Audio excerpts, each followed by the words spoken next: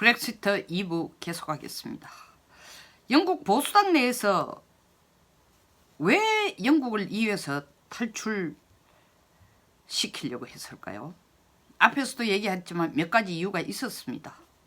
EU의 이주 자유 정책에 대해서 반대하기 때문에, 혹은 또 영국이 혼자서 결정할 때, 영국 내에서 결정할 때 가장 훌륭한 결정이다라는 이런 자존심 때문에 했는데, 그리고 동시에 이제 노동당이나 빈민청이나 실직자청들은 이민자들이 우리 일자리를 다 뺏어가니까 얘들 못 들어오게 하기 위해서는 EU에서 탈퇴해야 된다라는 이런 복합적인 요인들이 작용이 됐습니다만은, 보수당 내에서는 왜 찌지고 뽑고 싸웠냐 하면은, 영국은 EU 안에 남아있는 것이 더 큰 역할과 더 큰 힘을 가질 수 있다라는 보수당의 목소리와, 또 다른 한 목소리는 뭐냐 하면은,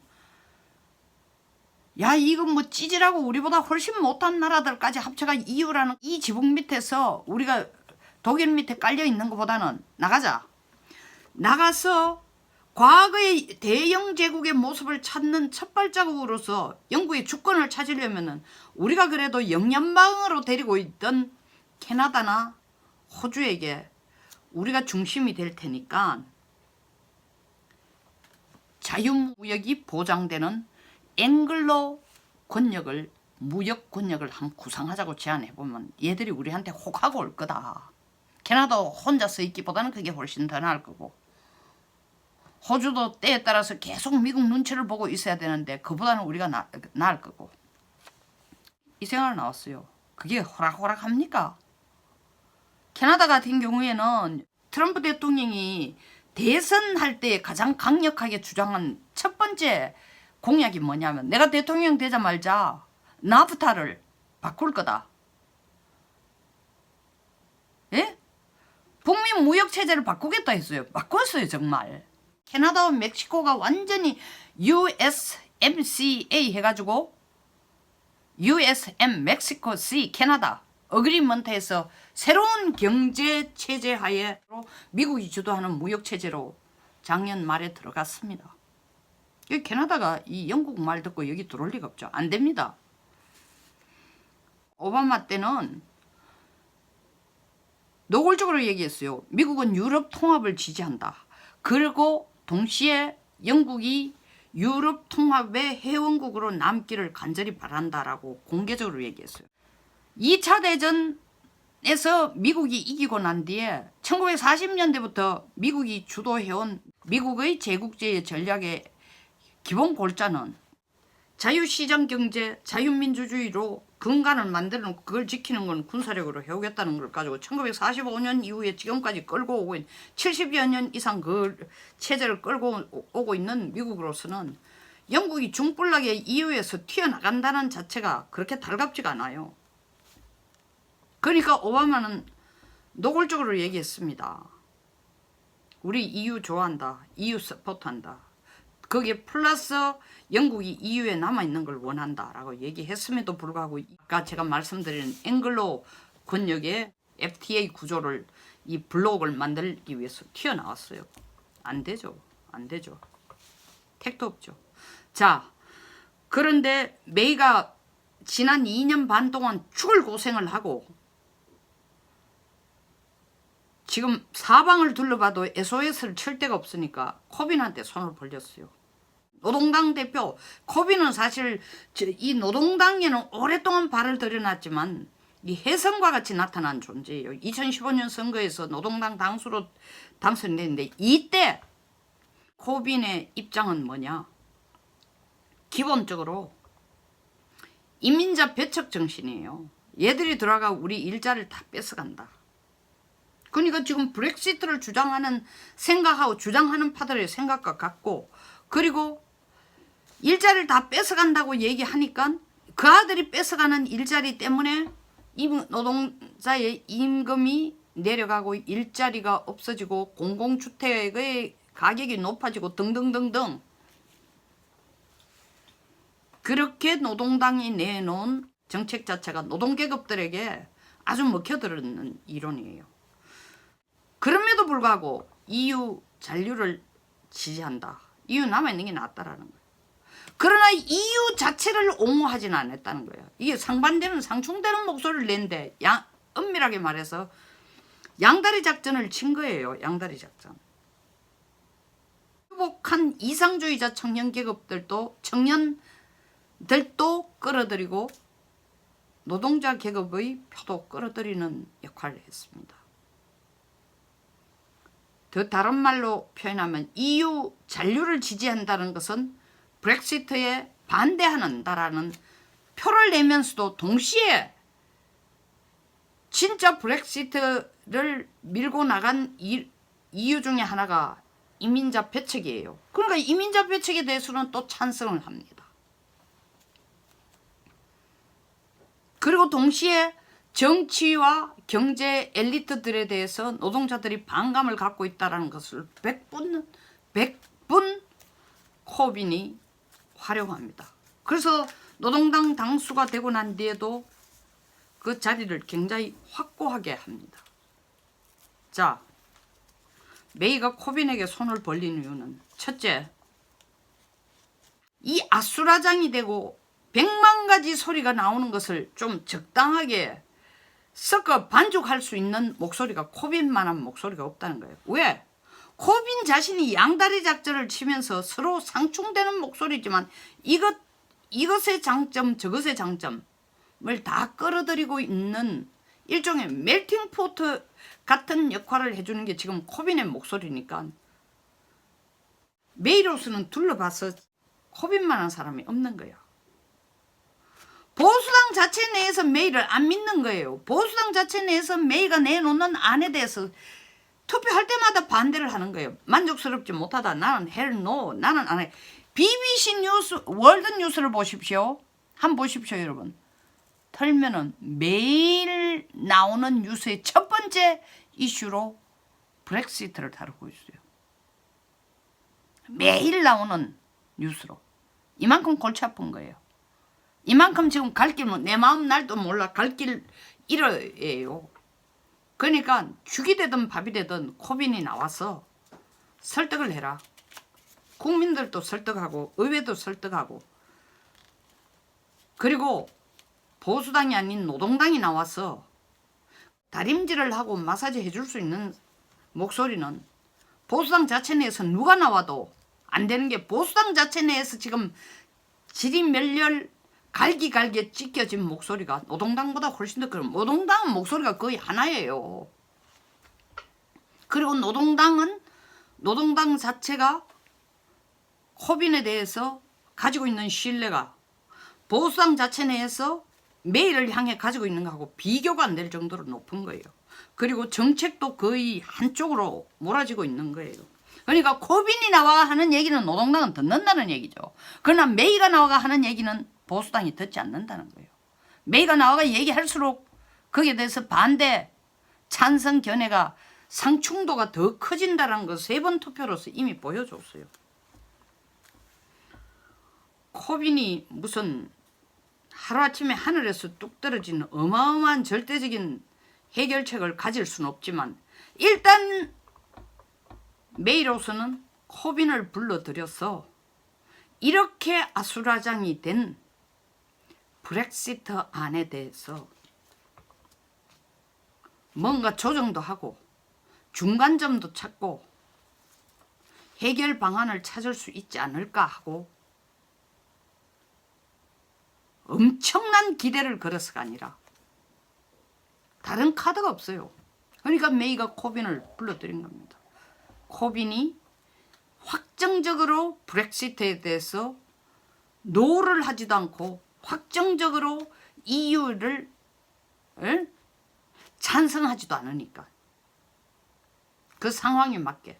두 번째 이유, 코빈을 불러들인 이유는 EU로서는 제가 일부 모두에서도 얘기했지만 EU 내에서 영국이 차지하는 비중이라는 건 엄청나게 큰 겁니다. 지금 경제력으로는 독일에 밀리고 있지만 군사력, 금융력에 있어서는 EU 안에서 1위예요.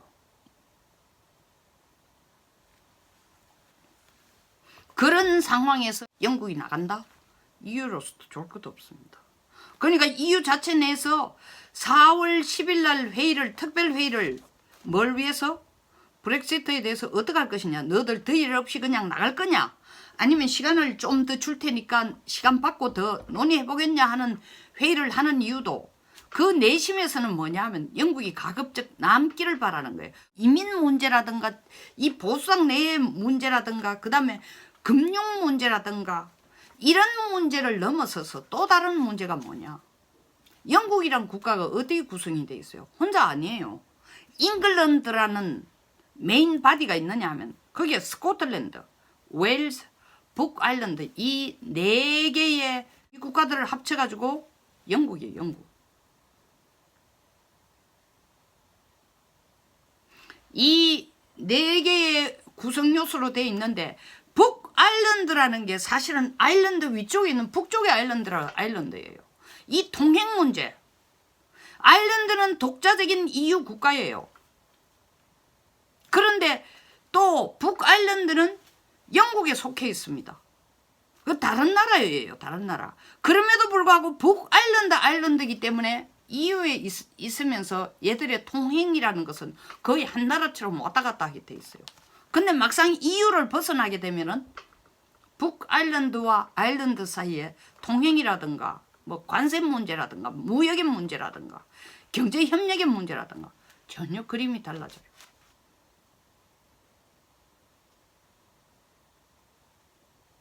그 이유는 뭐라고 얘기하냐면 나가려면은 이 문제부터 먼저 해결해라. 이 문제에 대해서 확실한 영국의 입장을 내라. 그 영국은 현재로서는 조건을 냅니다. 당장은 안 되지만 조만간에 이 별개의 우리가 나갈 경우에 EU에서 나갈 경우에는 이 아일랜드와 북아일랜드 사이에 있어가지고 통행이라든가 관세 문제 같은 걸 시차를 두고 해결하겠다. EU가 그렇게 만족스럽지는 않습니다. 행복해 하지 않아요. EU는 영국이 EU에 남아서 좀 다소곳하게 다른 EU 국가들과 협력을 해주는 것이 EU의 금융이나 경제력에도 플러스가 되니까 안 나가기를 바라는 거야. 그러니까 투스크 EU 정상회의 의장은 하는 얘기가 영국이 지금 바라는 게 뭐냐 하면 3월 29일 날 안 되니까 날짜 못 맞췄어요. 답이 없는 거야. 그래서 4월 11일 날 너 노딜로 나갈래? 아니면 시간을 좀 더 줄 테니까 할래? 이거 얘기하려고 부르는 거예요. 일단은 5월달 EU 의회 선거가 있으니까 그때 영국은 참여한다는 조건 하에서 시간을 좀 밀어주겠다.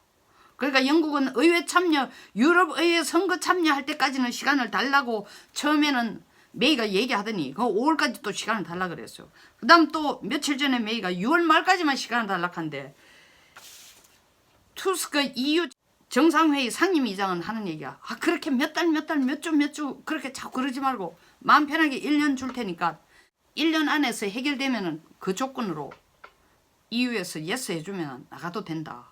시간 줄 테니까 충분히 시간을 두고 합의해라.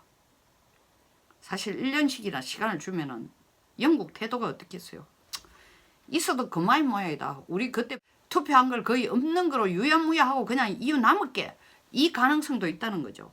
그러니까 프랑스 같은 경우는 뭐냐 하면 아니 그렇게 1년씩 시간을 주면은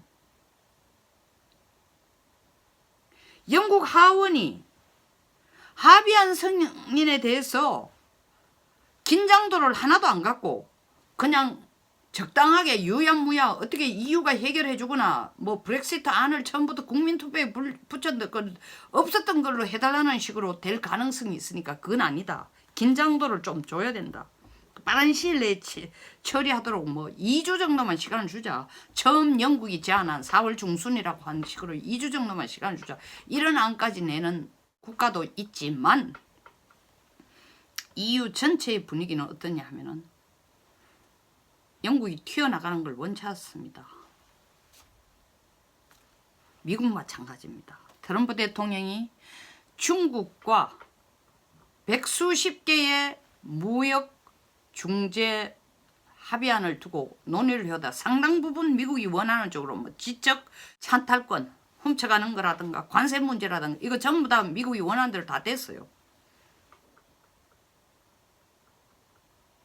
그럼에도 불구하고 이제 제조 2025년에 대해서 미국이 원하는 만큼 중국이 양보를 하지 않고 있고, 그리고 특히 아티피셜 인텔리전스라든가 우주기술에 대해서 중국이 양보하고 있지 않으니까 거기까지 밀어붙이기 위해서 한 달 정도의 시간을 더 갖고자 하는데, 트럼프가 한 달 내로 어떤 형태라든지 미중 무역 합의안을 내놓겠다 하는 얘기는 일단은 털 거예요.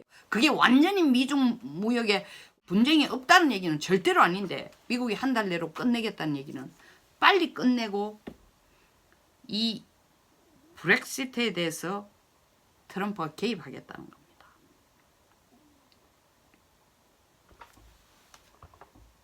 더 강한 이 통합하는 이유를 만들어서 거기에 영국이 협조하도록 푸시하기 위해서 신경을 중국에 쓰지 않고 유럽적으로 쓰기 위해서 한 달 내에 끝내겠다는 겁니다. 제레미 코빈 노동당 당수를 불러들여서 메이가 어떤 성공적인 합의안을 만들어낼지는 지켜봐야 합니다. 어쩌면 거기에서조차도 합의가 안 되고 결렬이 될 수도 있어요. 이것도 아니고 저것도 아닌. 그러나 코빈을 불러들인 것은 메이로서는 할 수 있는 마지막 카드를 지금 끄집어내는 겁니다. 영국 민주주의 의회를 시작한 것이 700수십 년이 지났지만 영국은 지금 그들이 어떤 경제 구조로서 세계 시장에서 어떤 역할을 해가기 위한 목표를 설정하고 그 목표에 이르기 위해서 어떤 과정을 거쳐야 되는지조차도 영국은 지금 헤매고 있는 것입니다. 영국은 미국에 가장 가까운 동맹국이에요. 그래서 미국 말을 들을 것이라는 거죠. 트럼프가 지금 중국과의 무역 전쟁을 한 달 내로 끝을 내고 메이에게 이래라 저래라 지시를 내릴 것 같습니다. 그것이 또 코빈과 메이 협력에 어떤 영향을 미칠지는 모르지만 결국 트럼프가 가이드라인을 제시하는 쪽으로 영국은 많이 쏠리지 않을까, 그 생각도 듭니다. 어쨌든 코빈을 지금 현재로서는 메이가 코빈을 최대한 활용하는 것이 자기가 살아남는 방법이라고 생각하고 있는 겁니다. 왜냐하면 영국 정부가 원상복귀되기 위해서는 세 가지를 해야 돼요. 새로 총리를 뽑든지 시장을 안정화시키든지.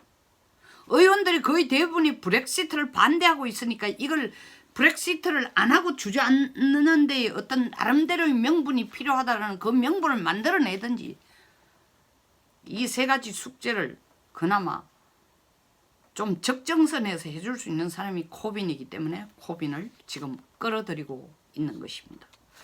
자, 여기서 마치겠습니다. 배울 점이 있었다면 구독 그리고 좋아요, 공유를 꼭 부탁드리겠습니다. 감사합니다.